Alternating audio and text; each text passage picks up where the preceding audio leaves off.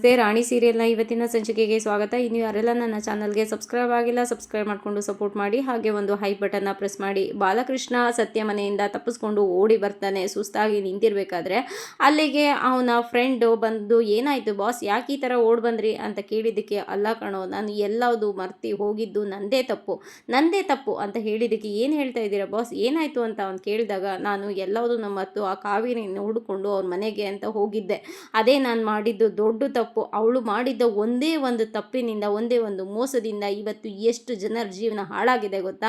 ಅವಳನ್ನು ಮತ್ತೆ ನಾನು ನಂಬಿ ಅವಳನ್ನು ಹುಡ್ಕೊಂಡು ಹೋಗಿದ್ದು ನಂದು ತಪ್ಪು ಅಂತ ಹೇಳಿದ್ದಕ್ಕೆ, ನೀವು ಕಾವೇರಿ ಅದಕ್ಕಿಂತ ಹುಡ್ಕೊಂಡು ಹೋಗಿದ್ರ, ಏನು ಹೇಳ್ತಾ ಇದ್ದೀರಾ ಬಾಸ್ ಅಂತ ಹೇಳಿದ್ದಕ್ಕೆ, ಹೌದು, ಅವಳನ್ನು ಹುಡ್ಕೊಂಡು ಹೋಗಿದ್ದೆ ಅವ್ರ ಮನೆಗೆ. ಆದರೆ ನಾನು ಮಾಡಿದ ತಪ್ಪು ಅಂತ ನನಗೆ ಇವಾಗ ಅರ್ಥ ಆಗ್ತಾ ಇದೆ. ಅವಳು ಮಾಡಿದ ಮೋಸದಿಂದ ನಮ್ಮ ವರದ ಅತ್ತಿಗೆನ ಕಳ್ಕೊಂಡು ಒಬ್ಬಂಟಿಯಾಗಿ ಜೀವನನ ಮಾಡೋಂಗಾಯಿತು. ಇಲ್ಲಿವರೆಗೂ ಅವನು ಕಣ್ಣೀರಿಂದ ಜೀವನನ ಕಳೀತಾ ಇದ್ದಾನೆ. ಮತ್ತು ನಮ್ಮ ಪುಟ್ಟ ಆ ತೇಜು ಅವನೇನೋ ಮೋಸ ಮಾಡಿದ್ದ, ಅವನೇನೋ ತಪ್ಪು ಮಾಡಿದ್ದ, ಅವನು ಅಮ್ಮನ್ನ ಕಳ್ಕೊಂಡು ಅಮ್ಮ ಇಲ್ದೇ ಬದುಕೋ ಹಾಗಾಯಿತು. ಇನ್ನು ನಾನು ಅವಳನ್ನು ಪ್ರೀತಿಸಿ ಮದುವೆ ಆದರೆ ನನಗೆ ಅವಳು ಮಾಡಿದ್ಲು ಮೋಸನ. ಅವಳು ಮೋಸದಿಂದ ನನ್ನ ಜೀವನ ಯಾರ ಮೇಲೂ ನಂಬಿಕೆನೇ ಇಲ್ಲದೆ ಇರೋ ಹಾಗಾಗೋಂಗಿದೆ. ಇಂಥದ್ರಲ್ಲಿ ನಾನು ಅವ್ರನ್ನ ಮತ್ತೆ ಹುಡುಕ್ಬೇಕಾ? ಆದರೆ ಅವ್ರ ಅಣ್ಣ ಯಾಕೆ ನನ್ನನ್ನು ಹುಡುಕ್ತಾ ಇದ್ದ, ಅದು ನನಗೆ ಅರ್ಥ ಆಗಿಲ್ಲ ಅಂತ ಹೇಳಿದ್ಕೆ, ಏನು ಕಾವೇರಿ ಅದಕ್ಕೆ ಅಣ್ಣ ನಿಮ್ಮನ್ನು ಹುಡುಕ್ತಾ ಇದ್ರಾ, ಯಾಕೆ ಬಾಸ್ ಅಂತ ಹೇಳಿದಾಗ, ಹೌದು, ಇನ್ನು ಅವಳಿಗೆ ಸಂಬಂಧಪಟ್ಟವರು ಯಾರೇ ಆಗಿರಲಿ, ಆ ಮನೆಯವರು ಯಾರೇ ಆಗಿರಲಿ, ನಾನು ಅವ್ರನ್ನ ಕ್ಷಮಿಸೋದಿಲ್ಲ. ಅವರಿಂದ ನಾನು ದೂರ ಇರೋದೇ ವಾಸಿ ಅಂತ ಅವನು ತೀರ್ಮಾನನ ಮಾಡ್ತಾನೆ. ತಾನು ಸ್ಕೂಲ್ಗೆ ಏನಕ್ಕೆ ಹೋಗಬೇಕು ಅಂತ ತನ್ನ ಕನಸನ್ನು ಸತ್ಯ ಹತ್ರ ಹೇಳ್ಕೊಂಡ್ಮೇಲೆ ಸತ್ಯಗನ್ಸುತ್ತೆ, ನಾನು ಅವಳನ್ನು ಸ್ಕೂಲಿಗೆ ಸೇರಿಸ್ಬೇಕು ಅಂತ. ಆಗ ಸತ್ಯ ಹೇಳ್ತಾರೆ, ನೀನು ಸ್ಕೂಲ್ಗೆ ಅಷ್ಟೇ ತಾನೇ ಹೋಗಬೇಕು, ನಾನು ನಿನ್ನನ್ನು ಸ್ಕೂಲಿಗೆ ಸೇರಿಸ್ತೀನಿ ಅಂತ. ಆಗ ರಾಣಿಗೆ ತುಂಬಾ ಖುಷಿಯಾಗುತ್ತೆ. ಅದು ನಿಜವಾಗ್ಲೂ ಸೇರಿಸ್ತೀರಾ ಮಾಮ ಅಂತ ಕೇಳ್ತಾಳೆ. ಹೌದು, ನಾನು ನಿನ್ನನ್ನು ಸ್ಕೂಲಿಗೆ ಸೇರಿಸ್ತೀನಿ ಅಂತ ಹೇಳಿದಾಗ, ಅದು ಅತ್ತೆ ಬೇಡ ಅಂದಿದ್ರಲ್ವಾ ಅಂತ ಅವಳು ಕೇಳಿದ್ದಕ್ಕೆ, ಇಲ್ಲ, ನಾನು ಅವಳ ಹತ್ರ ಮಾತಾಡ್ತೀನಿ, ನಾನು ನಿನ್ನನ್ನು ಸ್ಕೂಲಿಗೆ ಸೇರಿಸ್ತೀನಿ, ನಾಳೆನೇ ನಿನ್ನನ್ನು ಕರ್ಕೊಂಡು ಹೋಗಿ ಅಡ್ಮಿಷನ್ ಮಾಡಿಸ್ತೀನಿ ಅಂತ ಹೇಳಿದಾಗ, ನಿಜವಾಗ್ಲೂ ಅಂತ ಭಾಷೆನ ತಗೊತಾಳೆ. ಅವಳಿಗೆ ತುಂಬಾ ಖುಷಿಯಾಗುತ್ತೆ. ಈ ಕಡೆ ಸರಳ ಆಟೋದಲ್ಲಿ ಬರ್ತಾಳೆ. ಆಟೋದವರು ಎಷ್ಟಾಯ್ತಪ್ಪ ಅಂತ ಕೇಳಿದಾಗ 70 ರೂಪಾಯಿ ಅಂತ ಹೇಳ್ತಾರೆ. ಏನು 70 ರೂಪಾಯಿ? ನಾನು ಕೇಳಿದ್ದು ನೀನು ಆಟೋಗಲ್ಲ, ನಾವು ಅಲ್ಲಿಂದ ಇಲ್ಲಿಗೆ ಬಂದಿದ್ದಕ್ಕೆ ಎಷ್ಟು ಅಂತ ಕೇಳಿದ್ದಕ್ಕೆ, ಹೌದು, ಆಟೋಗಲ್ಲ ನಾನು ಹೇಳ್ತಾ ಇರೋದು, ಅಲ್ಲಿಂದ ಇಲ್ಲಿಗೆ ಬಂದಿದ್ದಕ್ಕೇ 70 ರೂಪಾಯಿ ಅಂತ ಹೇಳ್ತಾ ಇರೋದು ಅಂತ ಅವನು ಹೇಳ್ತಾನೆ. ಅದಕ್ಕೆ, ಏನೋ ಪಕ್ಕದ ರೋಡಿಂದ ಇಲ್ಲಿಗೆ ಬರೋದಕ್ಕೆ 70 ರೂಪಾಯಿ, ನಾನು ಕೊಡೋದೇ 50 ರೂಪಾಯಿ, ಈಸ್ಕೊಳ್ಳೋ ಹಂಗಿದ್ರೆ ಈಸ್ಕೋ, ಇಲ್ಲ ಅಂದರೆ ಬಿಡು ಗಾಡಿನ ಅಂತ ಹೇಳ್ತಾಳೆ. ಎಲ್ಲಿಂದ ಬರ್ತಾವೋ ಇವು ಅಂತ ಅವನು ದುಡ್ಡನ್ನ ಇಸ್ಕೊತಾನೆ. ಅದಕ್ಕೆ, ಏನಂದೆ ನೀನು, ನನ್ನ ಬಗ್ಗೆ ಇನ್ನೂ ಗೊತ್ತಿಲ್ಲ ಅಂತ ಜಗಳಕ್ಕೆ ಹೋಗ್ತಾಳೆ. ಆಟೋ ಮುಂದೆ ಹೋಗ್ಬಿಡುತ್ತೆ. ಅದಾದಮೇಲೆ ರಾಣಿ ಅಲ್ಲಿ ನಿಂತಿರೋದಿಲ್ಲ, ಅಲ್ಲ ಇಲ್ಲಿ ವೃತ್ತನ ಬರೆದು ಅವಳನ್ನ ಇಲ್ಲೇ ನಿಂತಿರೋಕೆ ಹೇಳಿದ್ನಲ್ಲ, ಎಲ್ಲಿಗೆ ಹೋದ್ಲು ಇವಳು ಅಂತ ಸರಳ ಕೇಳಿದಾಗ, ಮಗಳು ಹೇಳ್ತಾಳೆ, ಅದು ಅಪ್ಪ ಬಂದಿರಬೇಕು, ದೊಡ್ಡದಾಗಿ ಡ್ರಾಮಾ ಮಾಡಿರ್ತಾಳೆ, ಒಳಗಡೆ ಕರ್ಕೊಂಡು ಹೋಗಿರ್ತಾರಮ್ಮ ಅಂತ ಹೇಳಿದ್ದಕ್ಕೆ, ಏನೂ ಅಪ್ಪ ಬಂದ್ಬಿಟ್ರಾ ಅಂತ ಸೇರಿಕೊಂಡು ಒಳಗಡೆ ಓಡ್ ಬರ್ತಾಳೆ. ಅಷ್ಟರೊಳಗಡೆ ರಾಣಿಗೆ ಅವರು ಮಾತನ್ನ ಕೊಟ್ಟಿರ್ತಾರೆ. ಅದು ರೀ, ಯಾವಾಗ ಬಂದ್ರಿ, ಬರ್ರಿ ಊಟ ಮಾಡಿ, ಊಟಕ್ಕೆ ಬಡಿಸ್ತೀನಿ, ನೀವು ಬಂದಿದ್ದು ಒಳ್ಳೇದೇ ಆಯಿತು ಅಂತ ಸರಳ ಕೇಳಿದ್ದಕ್ಕೆ ಅವ್ರಿಗೆ ಕೋಪ ಬಂದು, ಏನು ಮಾಡಿದೆ, ಎಲ್ಲಿಗೆ ಹೋಗಿದ್ದೆ ನೀನು ಅಂತ ಕೇಳ್ತಾರೆ. ಅದು ತರಕಾರಿ ಖಾಲಿಯಾಗಿತ್ತು, ಮಾರ್ಕೆಟ್ ಹೋಗಿದ್ದೆ ರೀ ಅಂತ ಹೇಳಿದಾಗ, ಹೌದಾ, ಯಾಕೆ ಹೊರಗಡೆ ಅವಳನ್ನು ಬಿಸಿಲಲ್ಲಿ ನಿಲ್ಲಿಸಿದ್ದೆ ನೀನು ಅಂತ ಕೇಳ್ತಾರೆ. ಅದಕ್ಕೆ, ಅದು ಹಾಗಲ್ಲ ರೀ ನಾನು ಹೇಳಿದ್ದು ಅಂತ ಹೇಳಿದಾಗ, ಹೇಳು ರಾಣಿ, ನೀನು ಏನಕ್ಕೆ ಹೊರಗಡೆ ನಿಂತಿದ್ದೆ, ನೀನು ಏನು ಹೇಳಿದ್ಲು ನಿಮ್ಮತ್ತೆ, ಹೇಳು ಅಂತ ಕೇಳ್ತಾರೆ. ಆಗ ರಾಣಿ ಹೇಳ್ತಾಳೆ, ಅದು ಒಂದು ವೃತ್ತನ ಬರೆದು ನಾನು ಬರೋವರೆಗೂ ನೀನು ಎಲ್ಲೂ ಕದಲಬಾರ್ದು, ಇಲ್ಲೇ ನಿಂತಿರಬೇಕು ಅಂತ ಹೇಳೋಗಿದ್ರು ಅಂತ ಹೇಳ್ತಾಳೆ. ಆಗ ಸರಳ, ಅಯ್ಯಯ್ಯೋ, ಯಾಕೆ ಇಷ್ಟೊಂದು ಸುಳ್ಳು ಹೇಳ್ತೀಯ, ನಾನು ಹೇಳಿದ್ದೆ ಏನು ಗೊತ್ತಾ ರೀ ಅರ್ಥ, ಎಲ್ಲೂ ಕದಲು ಬೇಡ, ಎಲ್ಲೂ ಹೋಗಬೇಡ, ಮನೇನ ಹುಷಾರಾಗಿ ನೋಡ್ಕೊ ಅಂತ ಹೇಳಿಬಿಟ್ಟು ಹೋಗಿದ್ದೆ ರೀ, ನಾನು ಅದು ಹೇಳಿದ್ದನ್ನು ಅವಳು ತಪ್ಪಾಗಿ ತಿಳ್ಕೊಂಡ್ರೆ ನಾನೇನು ಮಾಡೋಕ್ಕಾಗುತ್ತೆ ಅಂತ ಹೇಳ್ತಾಳೆ. ಆಗ ಸತ್ಯ ಸ್ವಲ್ಪ ಸುಮ್ಮನೆ ಆಗ್ತಾರೆ. ಆಯಿತು ಸರಿ, ಬನ್ನಿ ಒಳಗಡೆ ಊಟ ಬಡಿಸ್ತೀನಿ ಅಂತ ಹೇಳಿಬಿಟ್ಟು ಸರಳ ಒಳಗಡೆ ಮಕ್ಕಳನ್ನು ಕರ್ಕೊಂಡು ಹೊರಡೋಗ್ತಾಳೆ. ಆಗ ಸತ್ಯ ರಾಣಿಗೆ, ನೀನು ಊಟ ಮಾಡಿ ರೆಸ್ಟ್ ಮಾಡು, ಮಲ್ಕೋ, ಓಕೆನಾ ಅಂತ ಹೇಳಿಬಿಟ್ಟು ಅವ್ರು ಈ ಕಡೆ ಬರ್ತಾರೆ. ಅಷ್ಟೇ ಆಗುತ್ತೆ. ರಾಣಿ ಅವ್ರ ಅಮ್ಮನ ಥರ ಇರೋ ಒಂದು ಗೊಂಬೆನ ಇಟ್ಕೊಂಡು ಆ ಗೊಂಬೆ ಹತ್ರ ಮಾತಾಡೋದಕ್ಕೆ ಶುರು ಮಾಡ್ತಾಳೆ. ಅಮ್ಮ, ನಿನಗೆ ಗೊತ್ತಾ, ನಾನು ನಾಳೆಯಿಂದ ಸ್ಕೂಲ್ಗೆ ಹೋಗ್ತೀನಿ, ಅಲ್ಲಿ ಚೆನ್ನಾಗಿ ಓದಿ ದೊಡ್ಡೋಳಾಗ್ತೀನಿ ಬೇಗ. ಅಲ್ಲಿ ಗೇಮ್ಸ್ ಎಲ್ಲ ಇರುತ್ತಂತೆ, ಕ್ರಿಕೆಟು, ಖೋ ಖೋ, ಕಬಡ್ಡಿ, ಚೆಸ್ಸು ಎಲ್ಲ ಇರುತ್ತಂತೆ. ನನಗೆ ಪುಷ್ಪ ಟೀಚರು ಮತ್ತು ಬೇರೆ ಟೀಚರ್ಸ್ ಎಲ್ಲ ಪಾಠ ಮಾಡ್ತಾರಂತೆ. ಮತ್ತು ಅಲ್ಲಿ ದೊಡ್ಡ ಲೈಬ್ರರಿ ಕೂಡ ಇದೆಯಂತೆ, ಅಲ್ಲಿ ಯಾರು ಮಾತಾಡ್ದೇ ಓದ್ಕೋಬೇಕಂತೆ. ನಾನು ನಾನು ಬೇಗ ಓದಿ ದೊಡ್ಡೋಳಾಗ್ತೀನಿ ಅಮ್ಮ, ಇವಾಗ ನಾನು ಬೆಳಗ್ಗೆ ಸ್ಕೂಲ್ಗೆ ಹೋಗಬೇಕಲ್ಲ, ಅದಕ್ಕೋಸ್ಕರ ನಾನಿವಾಗ ಮಲ್ಕೊತೀನಿ, ಶುಭ ರಾತ್ರಿ ಅಂತ ಹೇಳಿ ಗೊಂಬೆನ ಪಕ್ಕದಲ್ಲಿ ಇಟ್ಕೊಂಡು ಮಲ್ಕೊತಾಳೆ. ಹಾಗೆ ಕಣ್ಣು ಮುಚ್ತಾಳೆ. ಆವಾಗ ಸಡನ್ನಾಗಿ ನೆನಪಾಗುತ್ತೆ, ಕಣ್ಬಿಟ್ಟು ಅಲ್ಲ ಮಾಮ ಏನೋ ಇವಾಗ ಹೇಳಿದ್ದಾರೆ ನಾಳೆ ಸ್ಕೂಲಿಗೆ ಕರ್ಕೊಂಡು ಹೋಗ್ತೀನಿ ಅಂತ, ಆದರೆ ಬೆಳಗ್ಗೆ ಮರ್ತುಬಿಟ್ಟು ಲೇಟ್ ಆಗಿಬಿಟ್ರೆ ಆಮೇಲೆ ನನಗೆ ಸ್ಕೂಲ್ಗೆ ಅಡ್ಮಿಷನ್ ಕೊಡಲ್ಲ ಅಂದ್ಬಿಟ್ರೆ ಏನೇ ಆಗಲಿ ಮಾಮನಿಗೆ ಹೋಗಿ ನೆನ್ಪು ಮಾಡಿಬಿಡ್ತೀನಿ ಅಂತ ಓಡ್ ಬರ್ತಾಳೆ. ಕಿಟಕಿನಲ್ಲಿ ಮಾಮ ಮಾಮ ಅಂತ ಕೂಗ್ತಾಳೆ. ಸರಳ ಆ ಕಡೆ ತಿರ್ಕೊಂಡು ಮಲ್ಕೊತಾಳೆ. ಅಯ್ಯೋ ಅತ್ತೆಗೇನಾದ್ರು ಎಚ್ಚರಾಗ್ಬಿಟ್ರೆ ಏನು ಮಾಡೋದು ಅಂತ ಯೋಚನೆ ಮಾಡಿ ಓಕೆ ಮಾಡೋಣ ಅಂತ ಅಂದ್ಬಿಟ್ಟು ಹೋಗಿ ಒಂದು ಕಡ್ಡಿನ ತಗೊಂಡು ಬಂದು ಮಾಮನಿಗೆ ತಿವಿತಾಳೆ. ಆಗ ಅವ್ರ ಮಾಮಗೆ ಎಚ್ಚರಾಗಿ ಏನೋ ಅಂತ ಸಡನ್ನಾಗಿ ಎದ್ಬಿಡ್ತಾರೆ.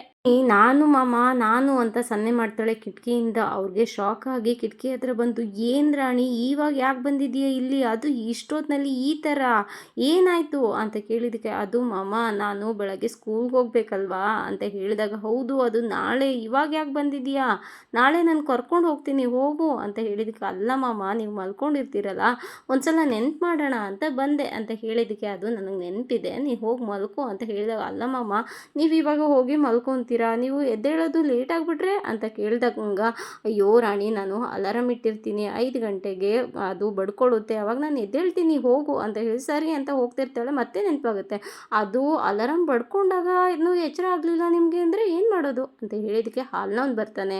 ಹಾಲ್ನವ್ನು ಬಂದಮೇಲೆ ಅವನು ಬೆಲ್ ಮಾಡ್ತಾನೆ. ಆವಾಗ ನನಗೆ ಎಚ್ಚರ ಆಗುತ್ತೆ, ನಾನು ಎದ್ದೇಳ್ತೀನಿ ಹೋಗು ಅಂತ ಹೇಳಿದಾಗ, ಅದು ಮಾಮ ಹಾಲ್ನವ್ನಿಗೆ ಲೇಟಾಗಿ ಎದ್ಬಿಟ್ಟು ಅವ್ನು ಬರೋದು ಲೇಟ್ ಆಗಿಬಿಟ್ರೆ ಏನು ಮಾಡೋದು ಮಾಮ ಅಂತ ಹೇಳಿದಕ್ಕೆ, ಅಯ್ಯೋ ಅಂತ ಹೇಳಿಬಿಟ್ಟು, ಸರಿ ಒಂದು ಕೆಲಸ ಮಾಡು, ಇವಾಗ ಈ ಅಲಾರಾಮ್ನ ನೀನೇ ತೊಗೊಂಡೋಗು, ನಿನ್ನ ಪಕ್ಕದಲ್ಲಿ ಇಟ್ಕೊಂಡು ಮಲ್ಕೋ, ಅದು 5 ಗಂಟೆಗೆ ಬಡ್ಕೊಳ್ಳುತ್ತೆ, ಆವಾಗ ನೀನು ಎದ್ದೇಳು, ನೀನು ಬಂದು ನನ್ನ ನೆಪ್ಸು ಅಂತ ಹೇಳಿ ಕಳಿಸ್ತಾರೆ. ಓಕೆ ಮಾಮ ಅಂತ ಹೇಳಿಬಿಟ್ಟು ಗುಡ್ ನೈಟ್ ಹೇಳಿ ಬಂದು ಮಲ್ಕೊತಾಳೆ.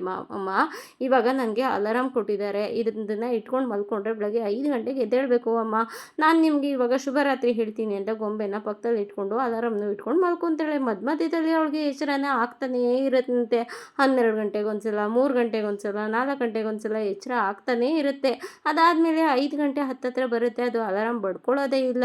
ಅಯ್ಯೋ ಇದೇನು ಇದು ಬಡಿತಾನೆ ಇಲ್ವಲ್ಲ, ಮಾಮನ ಕೇಳ್ತೀನಿ ಅದು ಏನಕ್ಕೆ ಬಡ್ದಿಲ್ಲ ಅಂತ ಅಂದ್ಬಿಟ್ಟು ವಿಂಡೋ ಹತ್ರ ಮತ್ತೆ ಮಾಮನ ಎಬ್ಸೋದಕ್ಕೆ ಅಂತ ಬರ್ತಾಳೆ.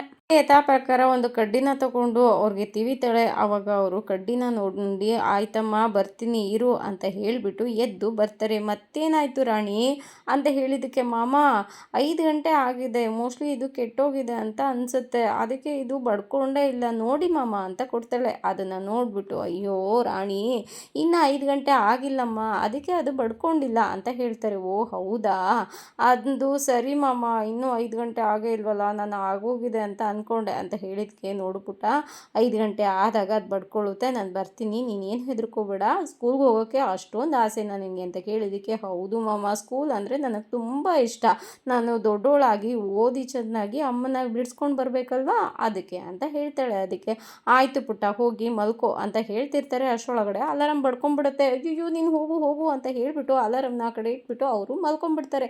ಸರಳ ಎದ್ದು ಆಚೆಗೆ ಬರ್ತಾಳೆ. ಹಾಗೇನೆ ರಾಣಿ ಓಡ್ ಬಂದು ಅವಳ ಹಾಸಿಗೆನಲ್ಲಿ ಮಲ್ಕೊಂಡಿರ್ತಾಳೆ.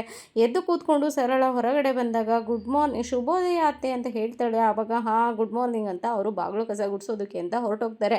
ಹಿಂದೆಯಿಂದ ಸತ್ಯ ಅವರು ಬರ್ತಾರೆ. ಮಾಮ ಎದ್ರಾ ಅಂತ ಹೇಳಿದಕ್ಕೆ, ಮಲ್ಗಕ್ಕೆ ಎಲ್ಲಮ್ಮ ಬಿಟ್ಟಿದ್ಯಾ ನೀನು ಅಂತಾರೆ.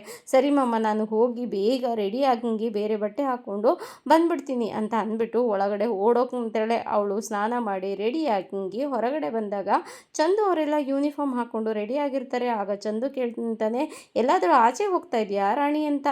ರಾಣಿ ಹೇಳ್ತಾಳೆ, ಅದಕ್ಕೆ ಏನು ದೇವಸ್ಥಾನಕ್ಕೆಲ್ಲಾದರೂ ಹೋಗ್ತಾ ಇದೆಯಾ ಅಪ್ಪನ ಜೊತೆ ಹೇಗೆ ಅಂತ ಕೇಳಿದ್ದಕ್ಕೆ, ಅವಳೇನಪ್ಪ ಮಹಾರಾಣಿ, ಅವರ ಮಾಮ ಚೆನ್ನಾಗಿ ಬಟ್ಟೆನ ಹೊಲ್ದು ಕೊಡ್ತಾರೆ, ಅವಳು ಮನೆಯಲ್ಲೇ ಹಾಕ್ಕೊಂಡು ಫ್ಯಾಷನ್ ಶೋನ ಮಾಡ್ತಾ ಇರ್ತಾಳೆ ಅವಾಗವಾಗ.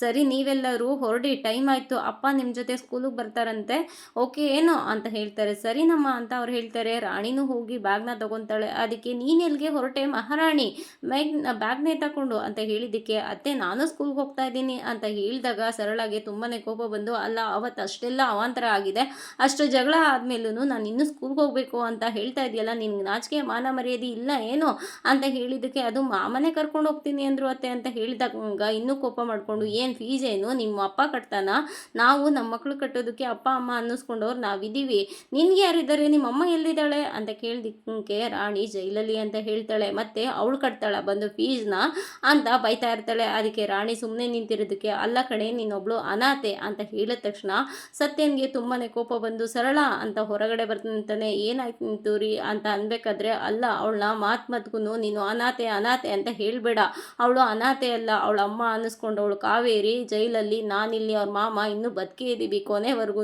ಅವಳು ಅನಾಥೆ ಆಗೋದಕ್ಕೆ ಸಾಧ್ಯನೇ ಇಲ್ಲ. ರಾಣಿ ಸ್ಕೂಲ್ಗೆ ಹೋಗ್ತಾಳೆ, ನಾನು ಕರ್ಕೊಂಡು ಹೋಗ್ತಾ ಇದ್ದೀನಿ ಅಷ್ಟೇ ಅಂತ ಹೇಳಿದ್ದಕ್ಕೆ ಸರಳ ಕೋಪ ಮಾಡಿಕೊಂಡು, ಇಲ್ಲ ರೀ, ನಾನು ಇವಳಿಗೆ ಒಂದು ನಯಾ ಪೈಸಾ ಖರ್ಚು ಮಾಡೋದಕ್ಕೂ ನಾನಂತೂ ಬಿಡೋದಿಲ್ಲ, ನೀವು ಹೊಡೀರಿ ಬಡೀರಿ ಏನಾದರೂ ಮಾಡಿ, ಆದರೆ ನಾನಂತೂ ಬಿಡೋದಿಲ್ಲ. ಯಾಕೆ ಅಂದರೆ ಆ ಕಾವೇರಿ ಮಾಡಿದ ಅವಮಾನ ಎಲ್ಲ ಮರ್ತೋಯ್ತಾ, ನಮ್ಮನ್ನು ಕಷ್ಟಕ್ಕೆ ತಳ್ಳಿದ್ದು, ಅವಳು ನಮ್ಗೆ ಅವಮಾನ ಮಾಡಿದ್ದು ಎಲ್ಲ ನಿಮಗೆ ಮರ್ತೋಯ್ತಾ ಅಂತ ಹೇಳಿದಕ್ಕೆ, ಪ್ರತಿ ಸಲ ನೀನು ಕಾವೇರಿ ವಿಷಯನ ತೆಗೆದು ರಾಣಿಗೆ ಅವಮಾನ ಮಾಡಬೇಡ ಸರಳ ಅಂತ ಹೇಳಿದಾಗ, ಇಲ್ಲ ರೀ ಅದನ್ನು ಮರ್ತ್ವಿ ಅಂತಲೇ ಇಟ್ಕೊಳ್ಳಿ, ದುಡ್ಡನ್ನ ಎಲ್ಲಿಂದ ಹೊಂದಿಸ್ತೀರಿ, ನಾವು ಆ ಪರಿಸ್ಥಿತಿನಲ್ಲಿ ಇದ್ದೀವ, ನಮ್ಮ ಹತ್ರ ದುಡ್ಡಿದೆಯಾ ಅಂತ ಕೇಳಿದಕ್ಕೆ, ನೋಡು ಸರಳ, ನಾನು ಹಗಲು ರಾತ್ರಿ ಅಂತ ಬಟ್ಟೆ ಹೊಲಿತೀನಿ, ಅದು ಸಾಕಾಗಲಿಲ್ವಾ, ಬೇಕಾದರೆ ಪಾರ್ಟ್ ಟೈಮ್ ಜಾಬ್ ಮಾಡ್ತೀನಿ, ಆದರೆ ರಾಣಿ ಅಂತೂ ಸ್ಕೂಲ್ಗೆ ಹೋಗೋದು ಖಂಡಿತ ಹೋಗ್ತಾಳೆ, ಅದನ್ನು ಮಾತ್ರ ನಾನು ಹಿಂದೆ ಹಾಕೋದಿಲ್ಲ, ಅವಳು ಹೋಗ್ತಾಳೆ, ನಾನು ಅವಳನ್ನು ಓದಿಸ್ತೀನಿ ಅಂತ ಹೇಳಿದ್ದಕ್ಕೆ, ಅಲ್ಲ ರೀ ನಿಮ್ಗೆ ಅದು ಏನು ರೀ ಅದು, ಅವಳ ಅವಮಾನ ಎಲ್ಲ ಮಾಡಿದ್ದನ್ನು ಮರ್ತು ಬಿಟ್ರ ಅಂತ ಹೇಳಿದ್ದಕ್ಕೆ, ಇದನ್ನು ಮಾಡ್ತಾ ಇರೋದು ಸಂಬಂಧಗೋಸ್ಕರ ಅಲ್ವೇ, ನಾನು ಮಾನವೀಯತೆಯಿಂದ ಮಾಡ್ತಾ ಇದ್ದೀನಿ, ಅದು ಮಗು, ನಮ್ಮ ಮಕ್ಕಳು ಹೇಗೆ ಓದ್ತಾರೋ ಅದೇ ರೀತಿ ಅವಳಿಗೂ ಓದೋ ಹಕ್ಕಿದೆ, ಆ ಹಕ್ಕನ್ನು ಕಿತ್ಕೊಳ್ಳೋಕ್ಕೆ ನಾವು ಯಾರೂ ಅಲ್ಲ, ನಮ್ಗೆ ಯಾವ ರೈಟ್ಸು ಇಲ್ಲ, ಅವಳು ಓದಬೇಕು ಅಂತ ಇದ್ದಾಳೆ ಓದ್ತಾಳೆ ಅಷ್ಟೇ, ಇದೇ ಫೈನಲ್ ಡಿಸಿಷನ್, ಬಾರಾಣಿ ನಾನು ನಿನ್ನನ್ನು ಓದಿಸ್ತೀನಿ ಅಂತ ಕೈ ಹಿಡ್ಕೊತಾರೆ ತನ್ನ ಮಕ್ಕಳಿಗೆ.